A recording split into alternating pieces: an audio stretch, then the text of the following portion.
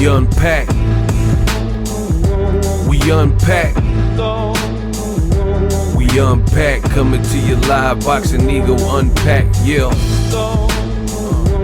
We unpack. We unpack. We unpack. Coming to your live.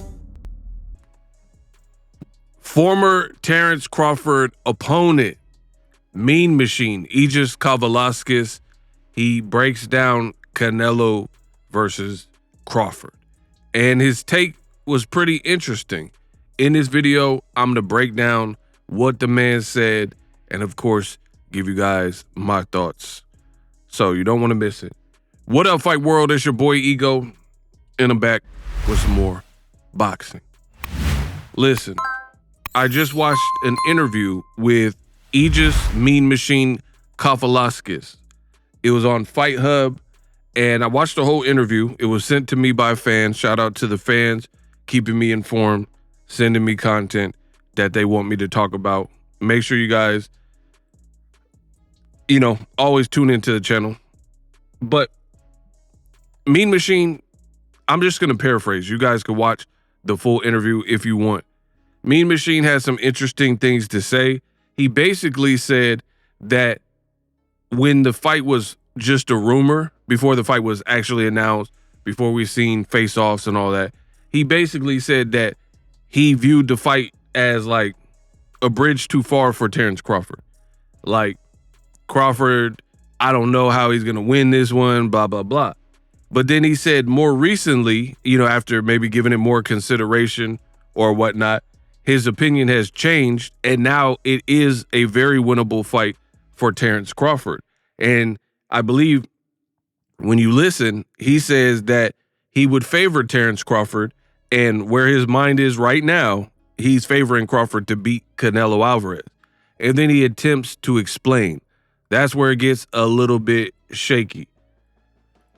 Here's my thing, and I'm going to show objectivity and give you guys my honest thoughts. For me, actually, before I get started, let me say this. One thing I didn't know was Mean Machine's English. His English was so good. So that's just a random, but I like to give credit where credit's due. I never really heard him talk English, to be honest. His English is really good. So credit to him for that. Probably worked on it. He's from Lithuania, and I don't know, maybe he's been speaking English, but I never really seen it like that. But his English is good. So that's a little sidebar. But here's the problem that I have with his commentary. And I've noticed this with a lot of fighters. I feel like a lot of fighters, when they have a opponent in common, and especially when that fighter, sometimes when they've beat the fighter, but I feel like all the time when they lost to the fighter, I feel like they have a soft spot for said fighter. Now, let me explain. Way back when Robert Guerrero fought Danny Garcia, right? It was in LA. Floyd Mayweather was there, and he said that Robert Guerrero won the fight, right? If you go back and watch the fight, I really think Danny Garcia won the fight, right? But Floyd had been called out by Danny Garcia, but they never fought. Floyd, we do know when he got out of jail that he fought his mandatory, which was Robert Guerrero. So that's kind of an example of what I'm talking about, where it seems like the person who beat the guy, when I'm talking about it usually happens when two guys are fighting in the future and you only have a connection to one of them, right? So in Floyd's case, he had fought Robert Guerrero, but he never fought Danny Garcia. So he kind of had like a bias, or, he was more like partial to Robert Guerrero versus Danny Garcia. He didn't really have no allegiance to him. But it also works, and I think even more so, when you have two fighters fighting in the future and then one person lost to this guy, you tend to hear the commentary kind of sway towards the guy that beat them. And I think the obvious answer is, for Floyd's case, the better Robert Guerrero does, the better it makes him look, because That's one of his wins, right? Win number 42 or whatever it was, right? But even for a guy like Mean Machine, if Crawford does beat Canelo, then it kind of justifies you losing to him. Like, hey, he was like, I'm a fan of Canelo and I'm a fan of Crawford. And if Crawford does succeed and continues to set these new milestones, like, oh, I'm undisputed 2x times, I beat Errol Spence. And then now if he beats Canelo Alvarez, I really feel like Mean Machine has like some stake in that, because he could be like, yeah, I dropped Crawford, gave him a good fight in the early rounds, and look at what he's went on to do. Versus if Crawford were to get slept by Canelo, Canelo had the answer and you didn't have an answer when you fought Crawford, you know? So I feel like it's hard for me to hear certain commentaries when there's a known bias, because I feel like people, that's how they side. Like the people you know that are super close, like Shakur Stevenson, you know he's super close. He calls Terence Crawford his big brother. You ask him who's on his Mount Rushmore, he'll put him above. I mean, the man just said Ray Robinson is trash. Shakur Stevenson really fixed his mouth and said Ray Robinson is buns. He's trash, right? But then he has Bud on his Mount Rushmore. You see what I'm saying? Super disrespectful. So for me, I'm just talking about for me, I have to take these types of commentaries when, again, when you only fought one person out of a duo, because that's where I've noticed the bias like more. Versus like if you ask Gervonta Davis about Rolly and Pitbull, I feel like he beat both of them, so he'll give you more of an honest answer because his leftovers are fighting, right? Or if Ryan Garcia and Rolly are fighting, Gervonta Davis, he don't have no reason to make one or the other look better than the other person, because at the end of the day, he already beat both of them when they were undefeated. So whether Ryan Garcia wins or Rolly wins, either way, it's going to make him look good because he wins, because he beat both of them when they were undefeated. You dig? So that's just kind of my thoughts on the whole Mean Machine commentary. The other thing, he was saying some things for me, it just, I think it's overstated. And he doesn't, I'm just giving you my opinion. He didn't really sound like he believed what he was saying in certain spots. He said he's leaning towards Crawford, but then before the fight was announced, he didn't think Crawford had a shot. And he has videos that you can find on YouTube where he basically didn't have faith in Crawford. So what's changed? Also, in the past, he said Crawford doesn't hit that hard and Virgil Ortiz hits way harder than him, right? That's what Mean Machine said. So now, this is your own words. This is your own words. You don't think he hits that hard per your old interviews, but he's going to move up 2-3 weight classes and do what with Canelo? Hurt him? You know what I mean? When you said Virgil Ortiz hits harder, and then this is just a sidebar. I know this, now we're getting a little bit into triangle theory territory, but I just got to make the point. Virgil Ortiz did an interview recently where he said he sparred Canelo and he landed a great shot on Canelo, like flush.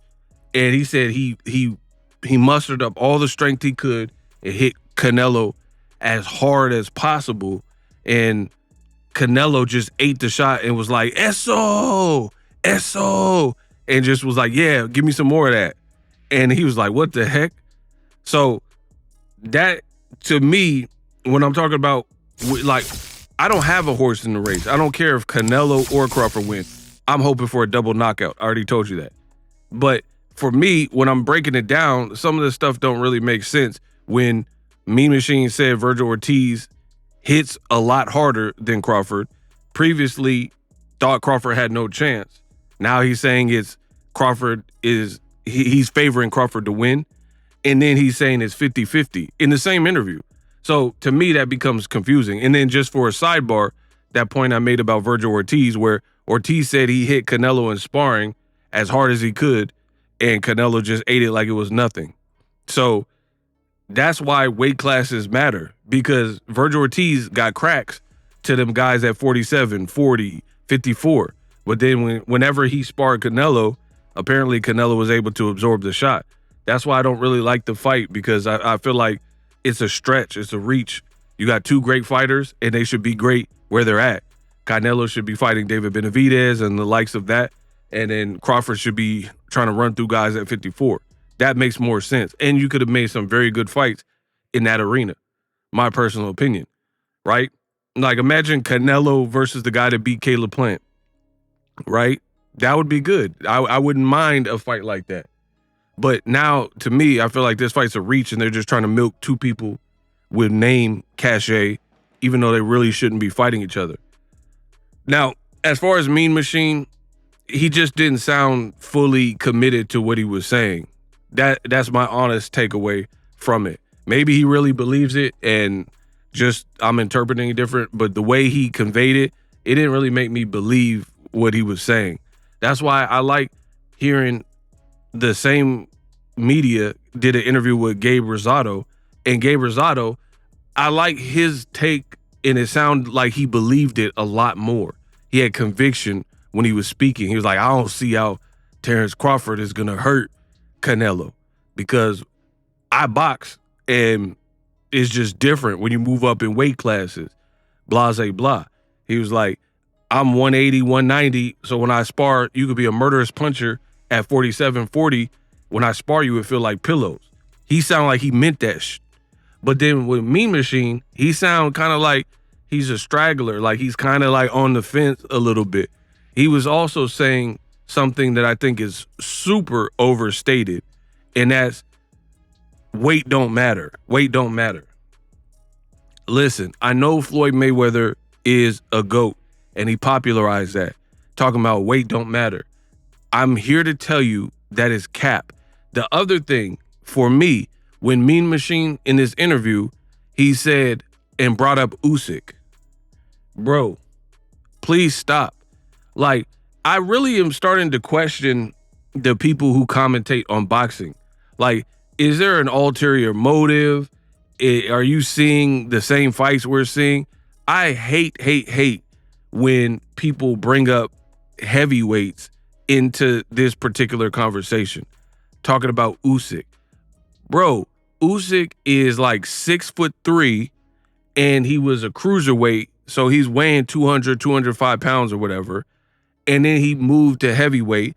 And yes, he did fight bigger guys like Daniel Dubois and Anthony Joshua and Tyson Fury. And in his instance, the size didn't matter. However, it's what are we comparing, bro? Like, what are we comparing? Usyk is a gold medalist, and he's a southpaw, and he has very tricky footwork. The thing with me is this: Crawford is a talented fighter. Crawford does not fight like a Usyk. So I can see how Usyk can have success at cruiserweight, then move up at 6'3", and over time, because if you really want to have the conversation, see, I talk real boxing. It's real over here. The thing with Usyk is this: if you look at his first two fights at heavyweight, guess what? They were super tough. He fought Chaz Tablespoon, not really that fight, but the Derek Chisora fight was definitely a tough fight for him, right? Because he was new to the division. So people like Mean Machine saying that weight doesn't matter, for me, is cap, because it can matter. It obviously depends on the circumstances. One, we're talking about a cruiserweight turned heavyweight. We've seen Evander Holyfield do that same jump, right? So we know it's doable, right? Crawford is a year out. Crawford is moving up, not single divisions, but 2 to 3 divisions. And then Mean Machine is saying kind of conflicting things. He's saying weight don't matter, but then the host is asking him about Crawford's power when they fought at 47, and he said it wasn't super strong, but where Crawford like excels is timing and accuracy. So for me, for somebody who's picking Crawford like Mean Machine, I don't feel like that builds your case. That doesn't really make me believe what you're saying when you're saying he wasn't super strong at 47. It was more his precision. You know what I mean? So that doesn't really give me confidence. And then again, Usyk is his own fighter. He fights nothing like Terence Crawford. And we're talking about heavyweights. All heavyweights are going to have problems with Usyk if you can't deal with his speed. And he carries a lot of experience. Crawford has a lot of experience too, but unlike Usyk, who moved up from cruiser after the Tony Bellew fight in the tournament, the World Boxing Super Series tournament, and had tune-up fights. First, it was supposed to be Tyrone Sprong. He failed Pop Dirty on a VADA test. Then they got in Chaz Tablespoon, and then it was like Derek Chisora. So that makes more sense because he at least acclimated to see what it felt like to be a cruiserweight turn heavyweight. I mark my words. You see, particularly the first Tyson Fury fight. If Usyk would have moved up and fought Tyson Fury in his first fight, he would have got cooked, in my honest opinion. Because unlike what Mean Machine is saying, weight does definitely matter, right? And especially if you don't acclimate to the weight class, right? Even like a great fighter like Andre Ward, who I know and respect, the Kovalev fight would have been 10 times harder if HBO had their way and Dre Ward moved from 68 to 75 and his first fight was Kovalev. That would have been very tough because 2 fights into his career at 175, 2 tune-ups, it still was a tough fight when they fought, and that was his third fight at 175 light heavyweight. So if his first fight was Adonis Stevenson or Crusher Kovalev or even a better Biev, and you haven't given yourself the proper time to acclimate, then yeah, I definitely think weight does matter. And then I would like to have heard Mean Machine when he's going to make a statement like weight don't matter, please explain and elaborate. In Usyk's case, it didn't matter because he was qualified as a heavyweight by that point when he's beating Joshua, who's 6'6", Dubois, who's 6'4", Tyson Fury, 6'9", and he's also faster and fleet-footed. So it's just more to the story. Plus, I don't like when we're talking about heavyweight. Bro, any professional fighter who is 6'3" or above that weighs 230 or above, if they hit you right, is gonna hurt, right? You're not just getting cracked by small dudes. These are big boys, you know what I mean? So to compare that to Crawford's case, I just don't see the comparison personally. That's just me, you know? And to be honest, I feel like a lot of people are sleeping on Canelo, and part of it is his fault because he looked horrible versus William School. But I really feel like Canelo is being almost disrespected. Like people are just expecting Canelo, who's always showed a lot of pride in his fights, never been dropped, doesn't really get hurt. People are just acting like Father Time has got him. And maybe, you know, on September 13th, we're going to find out. But seeing is believing in terms of that. So far, Canelo has not looked so regressed where this should be one-way traffic like Crawford Errol Spence fight. So that's my take on it. Mean Machine, I don't know. I feel like he has a bit of stake. He has like some skin in the game, if you will, for Crawford doing well versus some of the other breakdowns I've heard to me are better. And particularly is the breakdowns where one person has no history with Canelo and has no history with Crawford, right? Meaning they're not like best buds. They're not team Canelo. They're not team Crawford. They're not people that you know, like he sparred. Like Gabe Rosado is a perfect example. To my knowledge, Gabe Rosado, he's probably cool with Crawford, cool with Canelo. He don't have like extensive history with either guy. He wasn't like training out of Canelo's gym. He wasn't training out of Bud's gym. And he's never fought these guys. And to my knowledge, he's never sparred either person. But Mean Machine, I just feel like he was a bit biased, and he definitely has a incentive to see the guy that knocked you out continue to do well, because it kind of justifies. And see, that's the funny thing is, I could go on all day. I'm the best in the business, and it's not even close. I could keep doing this. This boxing talk is easy. I've been doing this so long. I'm like Kobe Bryant, Steph Curry, Michael Jordan. Put me with the greats. Bro, I make this look easy. I did a 20-minute video to the face right now. No cue cards, no pausing. There's a lot of people, they have to keep punching in and doing a million takes and stuff like that. I'm talking straight for 20 plus minutes, talking my talk, and it all makes sense. And it's all knowledgeable when it comes to this boxing. I ain't made one mistake. I'm not stuttering. I'm not stammering. Stuttering Stanley. You don't get none of that. There's a lot of low quality content. So for me, give me more interviews from the people who don't have like overt biases. That's what I want to hear. And I feel like Gabe Rosado fits that bill more so than Mean Machine. Mean Machine got beat by Terence Crawford, and deep down inside, he probably wants him to do well because it, again, justifies him losing to a fighter who went on to do great things.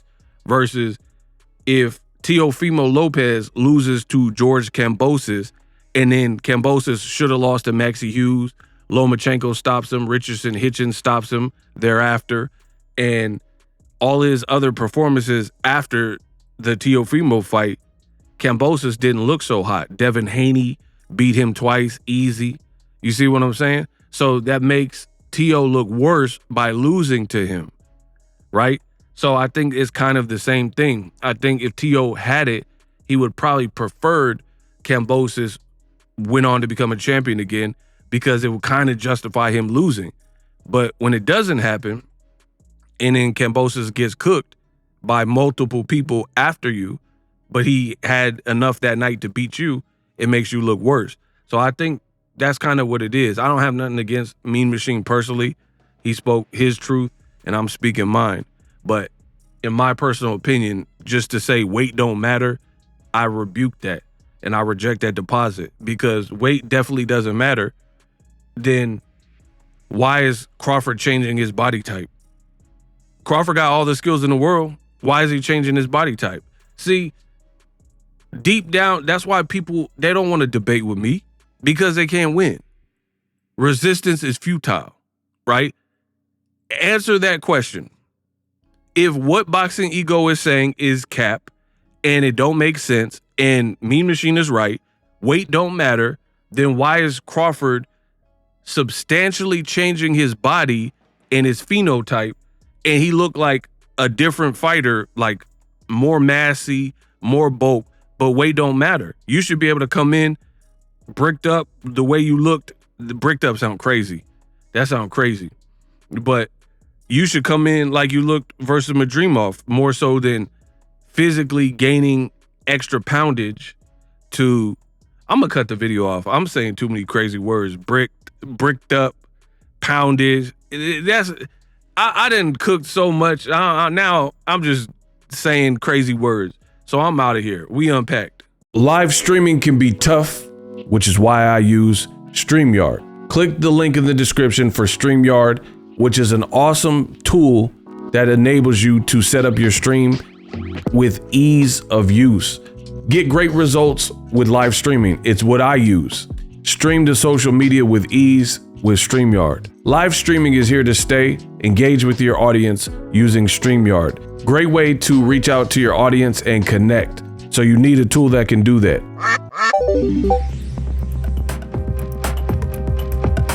If you're new to YouTube and you're struggling to get views, one tool I can provide to you is TubeBuddy. I've been on YouTube over 10 years. I use TubeBuddy daily to crank out videos just like this one that you're watching. Learn how the pros do it with TubeBuddy. YouTube receives a lot of traffic, which also means a lot of creators, a lot of people putting out content. So you need to learn the ropes so you know how to separate yourself, especially if you're new, but even if you're a pro, use TubeBuddy. The link is in the description. get more views, more subscribers, and a higher click-through rate, so ultimately you can realize all of your online goals. Use my affiliate link in the description and grow your channel fast.